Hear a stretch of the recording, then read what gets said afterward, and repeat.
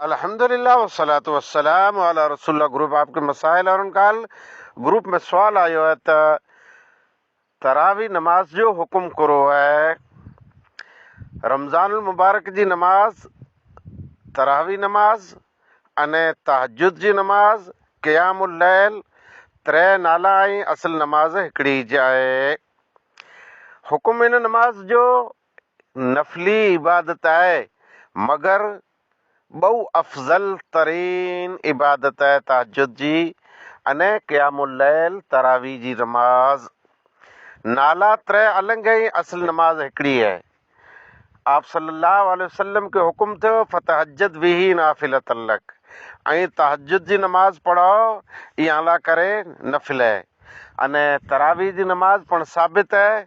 आप सल्लल्लाहु अलैहि वसल्लम त्रै राती तरावी जी नमाज पढ़ायूं, मगर फरमायूं त हाणे आउं एतिरे लाइ नथो पढ़ायां, उल्टाणे शरीयत जो हुकुम हो जे शरीयत तंहिंजे अंदरि इहा फ़र्ज़ न थी वञे, वाजिब न थी वञे, तंहिं लाइ आप सल्लल्लाहु अलैहि वसल्लम त्रै राती खां पुठियां ना ई पढ़ायूं।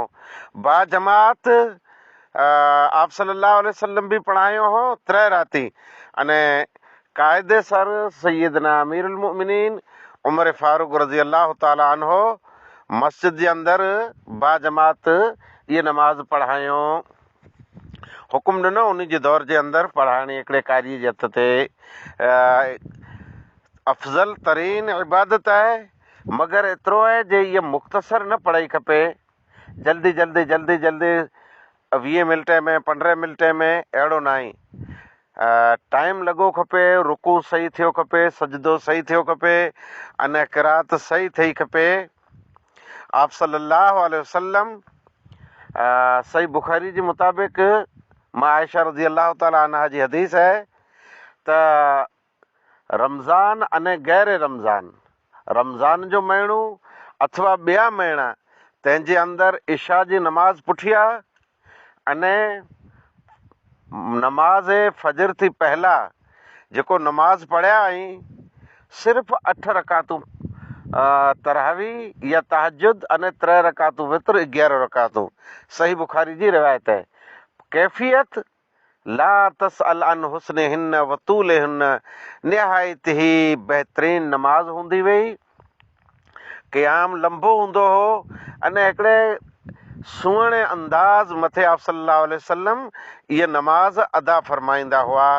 बहरहाल नफ़ली नमाज आहे अने रकातूं केर जे वधारे पढ़े त सुन्नत आप सल्लल्लाहु अलैहि वसल्लम जी वितर समेत सिर्फ़ु अने सिर्फ़ु 11 रकातूं आहिनि।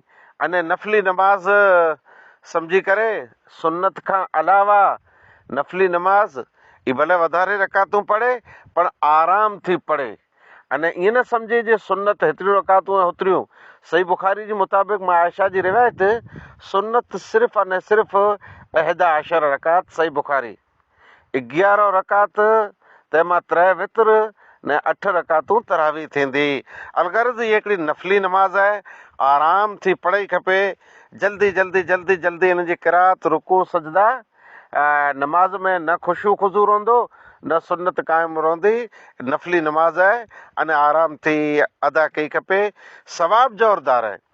आप सल्लल्लाहु अलैहि वसल्लम फरमायो मन काम रमज़ान ईमानु एहतिसाबन गुफ़िर लहू मा तक़द्दम मिन ज़ंबी।